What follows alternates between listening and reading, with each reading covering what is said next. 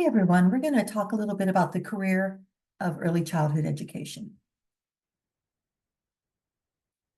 Is early childhood education a field or a profession? A field is not self-organized. There's loose preparation and accountability, and there's varied levels of quality. A profession is self-governed, consistent quality. It has evidence-informed standards of practice.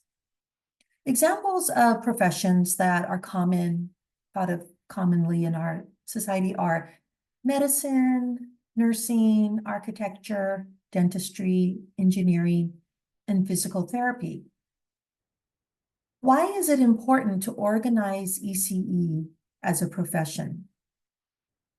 Some feel that it's super important for ECE to be called a profession because it allows for defining the focus of this career. The main objective of early childhood education is competent practice and suggests that it is understood what it means to competently educate young children, that there's best practice for children, that there's research that supports what we know should be happening in the early childhood classroom. An early childhood classroom extends from birth through third grade or age 8.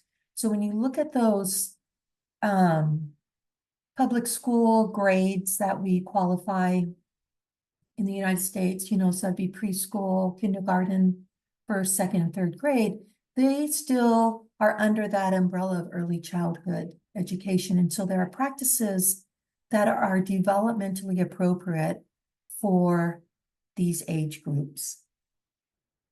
And it's also understood that early childhood education can lead to long-term benefits such as improved academic performance and school readiness. It's also been proven through research with Head Start, began in the 1970s, how impactful that early learning is to bridge learning gaps in different populations. So the oversight of early learning. In Washington, early learning sites or centers get their licensing from the Department of Children, Youth, and Families. Program quality, which would be becoming accredited, you can get that through NIAC or NACE, it's pronounced two different ways, or through the NAC or the NAFCC. Program quality has different measures that have been adapted, and these are the classroom assessment scoring system. I don't know if any of you have experienced that, but a rater will come in and observe the quality of feedback, environment, whether it's positive or negative. There's 3 different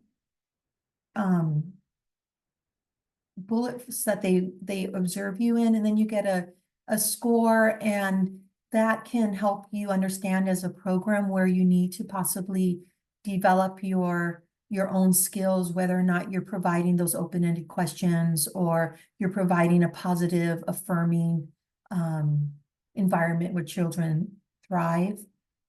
ECERS is an environmental learning scale that sometimes that ECERS is done, and it has been developed now that it includes a lot of the class observation also, but it's more about the learning environment that you've developed. Like, are there enough books for the number of children that are enrolled in your classroom?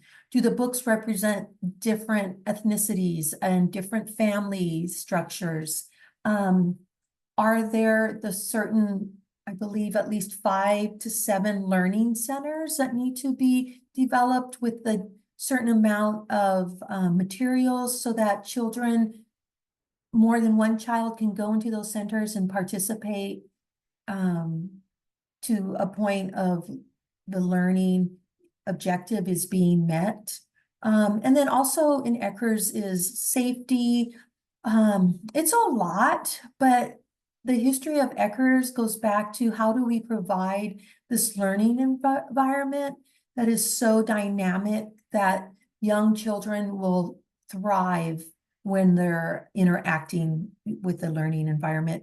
I don't know if you've ever heard that the learning environment is your second teacher, and that if you set up the environment in such a way, usually behaviors go down, children can be self-directed. So there's so much that we know a learning environment can provide for our young children and can even support the teacher of the classroom. And then OSPI is the Office of our school public or superintendent of public instruction, and that's where teacher certification comes from, and that would be our K through 12 certification. And so you can see the house over here is our early achievers, which we're going to talk about next. House, and you can see how the foundation is engaging interactions and environments, and then built on that foundation are curriculum and learning opportunity, family engagement, and then this ongoing child assessment. And then the roof is individualized teaching and learning for every child. And these are those best practice that inform early learning or early childhood education to be as a profession, right? So we have professional development, we have mentoring, planning, communities of practice, professional development and training. So that all is that what builds our early childhood education as a profession.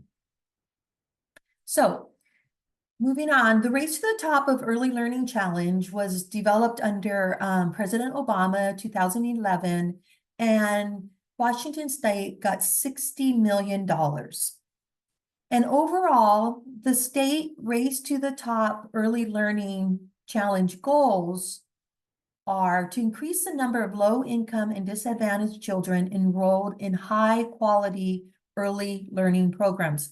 That's a definitive, right? So we know that there are some high-quality early learning programs and there are low-quality early learning programs. So that's one of the goals, is to get these low-income children into high-quality early learning programs. To design and implement an integrated system of high-quality early learning programs and services, and to ensure that assessments conform with the recommendation of the National Research Council's reports on early childhood. And so assessments are done in such a way that they're developmentally appropriate for the children who you are assessing. And that can include even in their home language, because we know children who are dual language are not going to be assessed as what would you say, proficiently, if we do it in a language that they don't totally understand. So Early Achievers is Washington's quality rating and improvement system. So QRIS for short. It's voluntary for licensed childcare providers. It helps early learning programs offer high quality care, right? So if we're trying to get those low income children into high quality care, Early Achievers provides resources so that those childcare centers can reach the high quality with these resources, because it costs money, right? To get materials for, like ECHRS is telling us, you need a certain number of books, certain number of manipulatives. Well, those all cost money. And so becoming part of Early Achievers, you can find some resources that helps you provide that amazing environment. It connects families to childcare and early learning programs, and it provides coaching and resources for childcare providers. So it provides the developmental or the professional development for childcare providers. It connects families to early learning programs, and then it offers resources to help learning programs get to that high quality care level. So Early Achievers Quality of Standards. Staff work with early learning providers to recognize strengths and encourage growth in the following areas: child outcomes. So we screen for developmental milestones.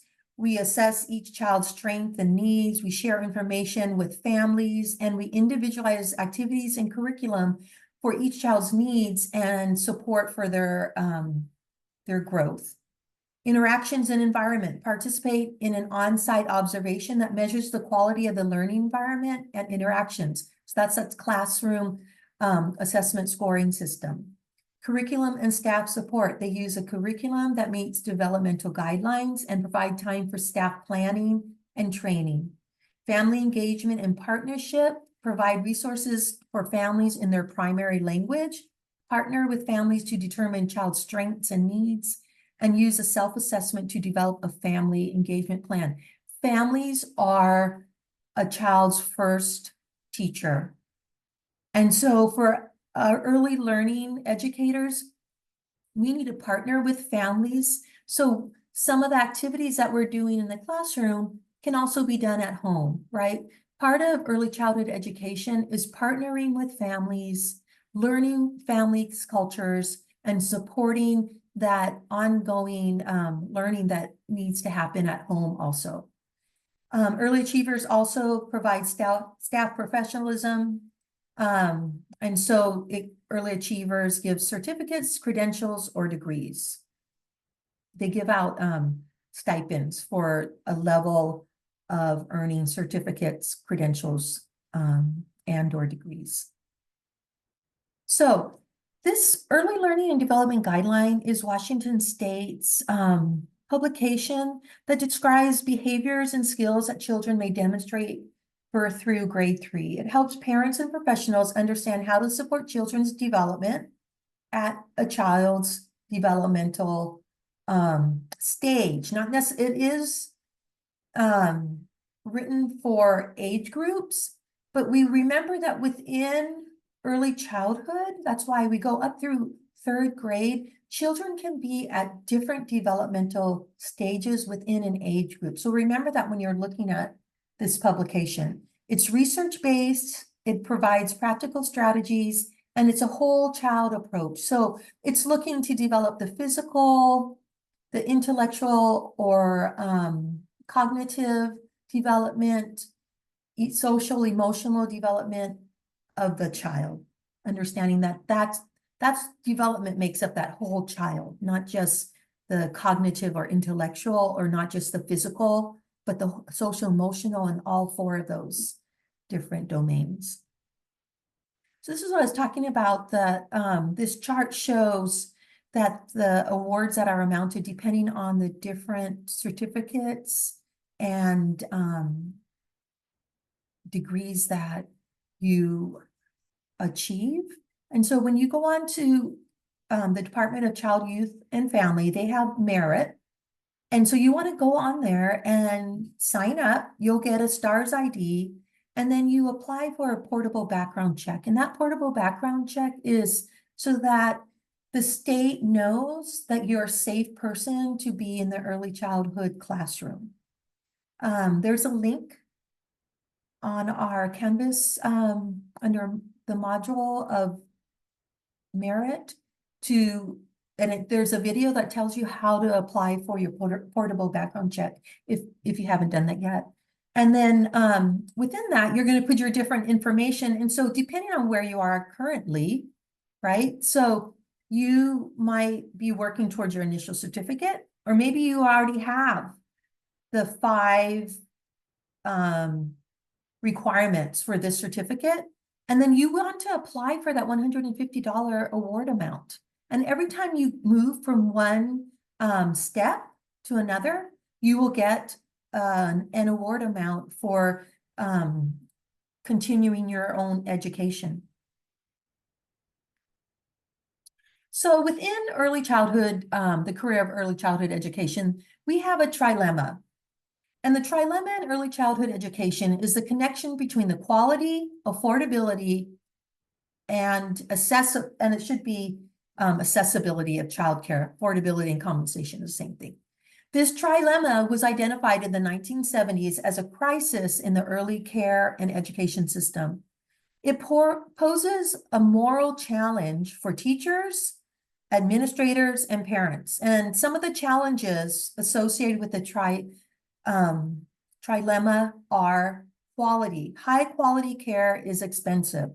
We've talked about that. Affordability. Childcare is expensive. So the quality is expensive, and that is reflective in childcare centers and whether they can provide the quality that costs them more. Like, what is their bottom line, right? How much money do they have to develop this quality care? And then affordability, childcare is expensive. And so families have to decide, can they afford high quality childcare or high quality child education? Accessibility, the cost of improvements to move up the quality scale is passed on to the consumer. So that's the cost of becoming a high quality childcare center is passed on to the parents. And so the cost is more, right? And then matching up staffing and enrollment needs. It is hard to get staff for early childhood education because many childcare employees do not make a living wage. And so we have, right, the quality care is expensive. This is the trilemma. Affordability is expensive for parents. Quality is expensive for the providers. And staffing is tough to find. And high quality staffing is hard to find, because as you go up that ladder and get your different certificates, you're wanting to have more pay. And when many, childcare centers don't offer a living wage, those quality educators are looking for that higher pay, right? And so that's the trilemma. So a difference to what we're facing in the United States is the education in Finland. Finland is a country rich in intellectual and educational reform that was initiated over the years, almost, I think it's been 40 years now. And they've initiated a number of novel and simple changes that have completely revolutionized their education system. They outrank the United States and are gaining on Eastern Asian countries. And even though their education currently is very successful, they're looking at it again to revise it in the light of new technology and how to use that technology and introduce it to their students in a successful way. They think outside of the box and they do what is developmentally appropriate. They have no standardized testing. Accountabilities for teachers is not required because the bar is set so high for teachers that there is often no reason to have a rigorous grading system for teachers. Can you imagine how teachers would feel so comfortable because they're not being observed and rated as to whether or not they're proficient in their career? Finland has cooperation, not competition. They make the basics of education a priority. They start school at an older age, and they provide professional options past a traditional college degree. They start school later in the year or in the day, which has been proven, research proven, that children are function better going to school later in the day or in the morning. They consistent instruction from the same teachers. It's often that a child will have the teacher for 6 consecutive years. So that teacher knows that child and the family, right? There's a relationship, a rich relationship built throughout a child's school years. There's a more relaxed atmosphere, excuse my typo, and there's less homework and outside work required. So really what Finland is doing is celebrating childhood. When children are out of school, they are playing, and it has come to be very successful. So when you reflect on that, what is the most striking to you about those 10 reasons why Finland's education system is the best? What stands out to you? Think about that, and maybe that becomes part of your philosophy or your advocacy for education in the United States.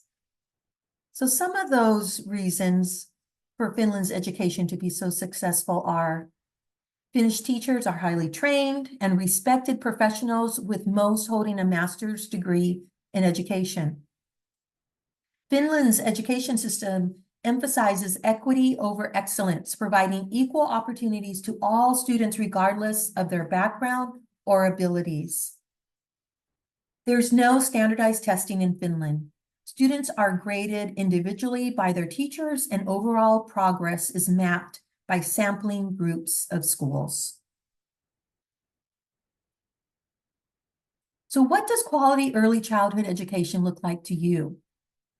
Low teacher-to-child ratio, small group size, activities that support the different developmental domains, age-appropriate learning activities, engaging and safe learning environments, and qualified staff with professional development opportunities. Thanks, everyone. See you online.